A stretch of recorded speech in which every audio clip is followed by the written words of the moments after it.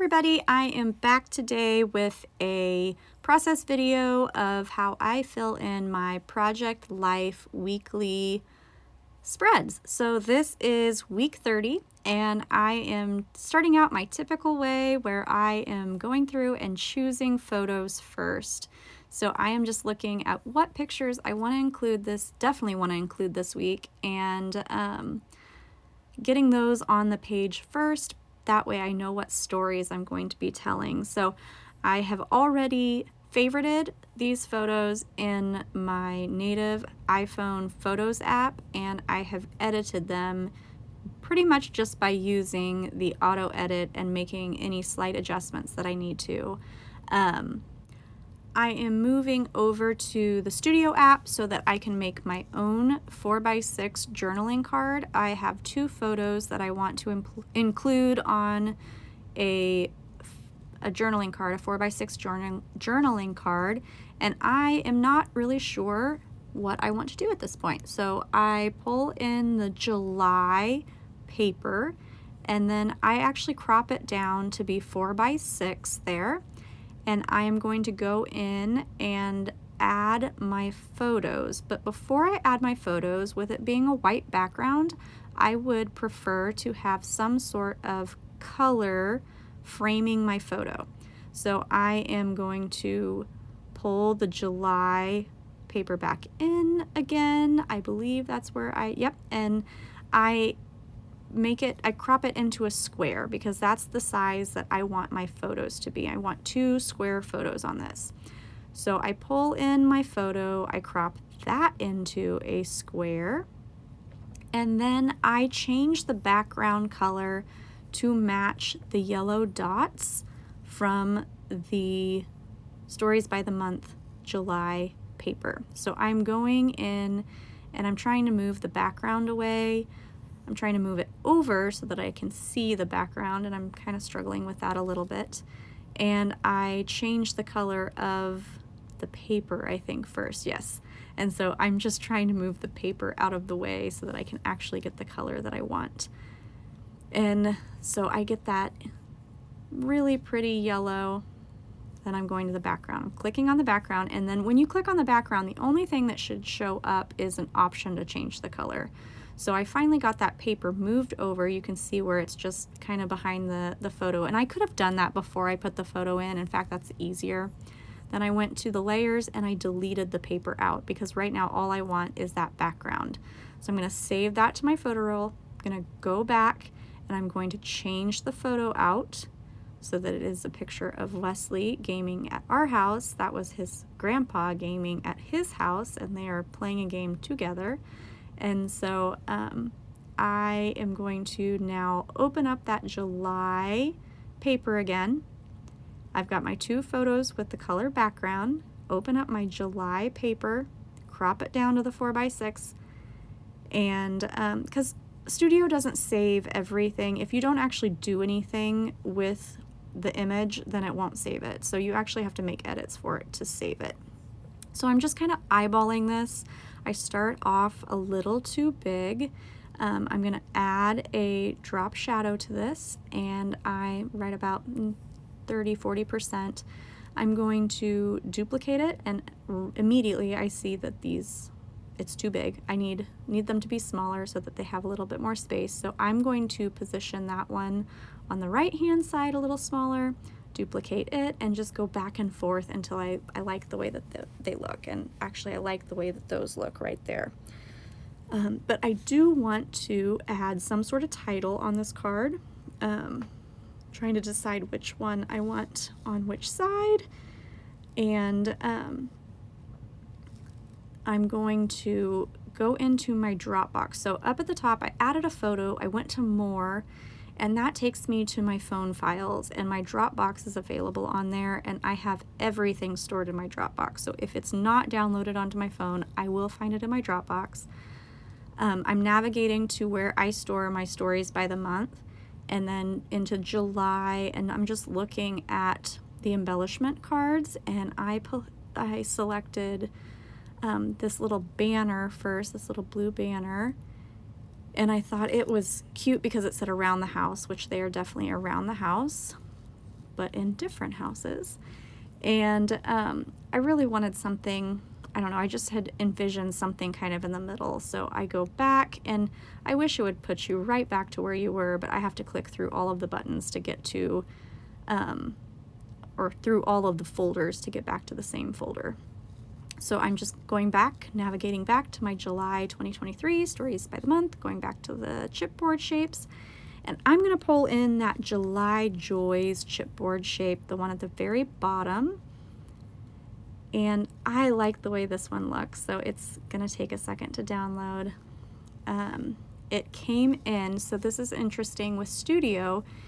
If you already have some layers that have a shadow, previously, most of the time, it will add a shadow to any additional elements that you bring in, any other photos that you bring in.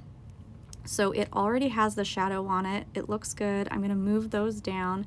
I did want a little bit of journaling on this, so I'm trying to leave a little bit of space at the bottom for me to put some text, just a little caption there. But I'm going to save this to my photo roll, and then I'm going to pop that over into the WordSwag app so that I can add a caption along the bottom.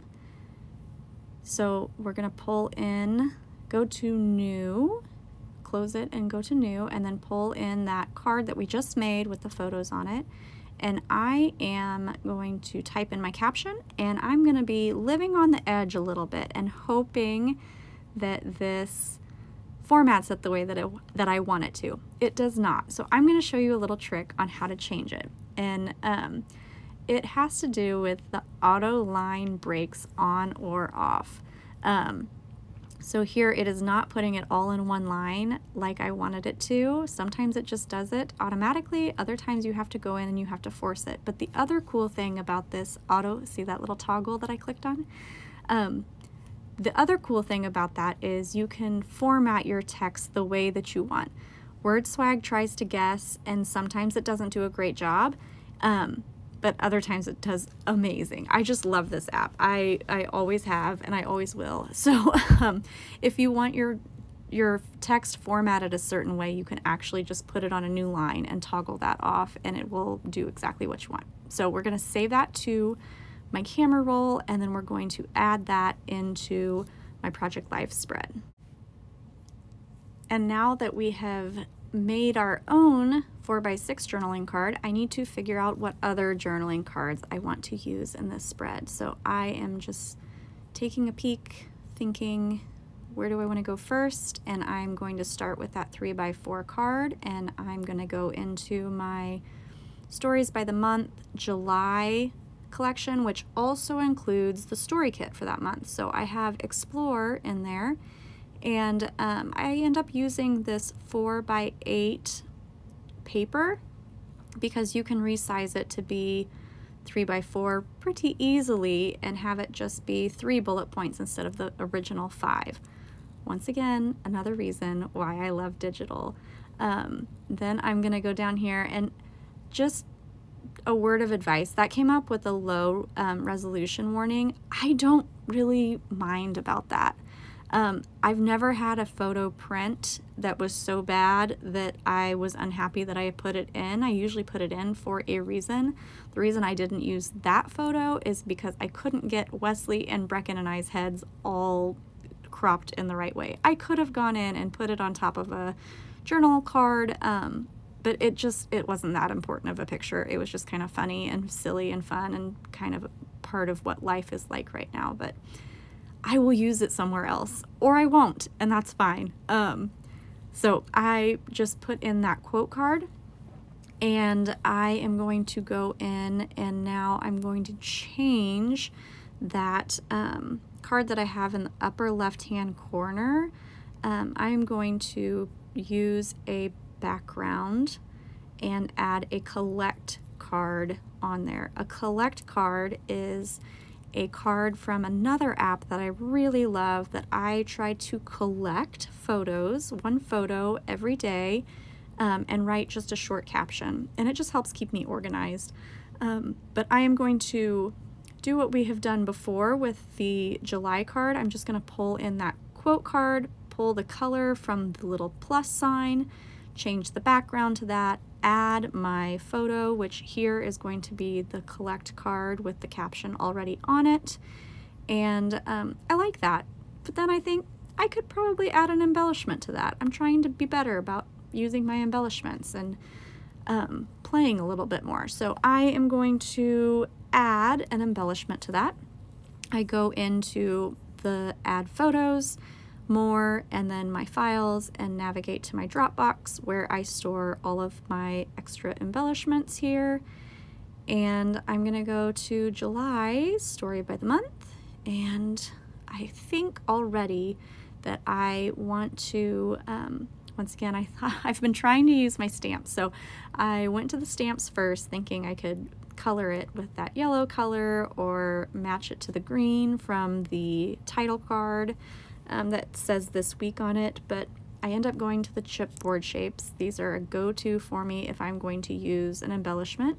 And I really liked that this one said celebrating because my nephew does not live in the same state as us, but he gets to spend summers with us. And so this was like our last hurrah before he was gone. So we went out for ice cream and he stayed the night. He actually stayed the night with us this night. So we were just celebrating summer, celebrating being with him. So I get this on there and I realized, ooh, that kind of looks like washi tape. So it already has the drop shadow on it, and I angle it at first, but realized that it makes the text look straight, and I didn't like that. So I am just going to crop it down and place it in this upper right-hand corner, just like I would typically do washi tape in real life product scrapbooking. I like to wrap washi tape around the corners of photos. So we're going to save that to my camera roll and add that into the spread. And once I add that into the spread, I realize I still feel like something is missing. So I'm going to actually go back and add another embellishment onto this card. We are back in the Studio app, and I have opened up that project again, and then I'm navigating back to my Dropbox and adding another embellishment just the same way that we did previously. I'm going to the stories by the month and July 2023 and pulling in another chipboard shape. So I'm gonna bring in the feeling so very thankful for all the highs and lows chipboard shape, which is actually a square, but I crop it to a circle. I want more of a circle shape right there. So another shout out for digital scrapbooking. I can change in anything, the shape, the color, the size, and use it time and time and again, and just digital for the win. Love it. Okay, so it's already got the drop shadow on there. I'm just resizing that. I am going to save that to my camera roll and pop that into the spread. I actually don't end up filming the other journal card that I do, but I just totally journal on it in WordSwag, and there is an example of it. Thank you so much for watching, and don't forget to give this a thumbs up. That's a wrap. Bye, guys.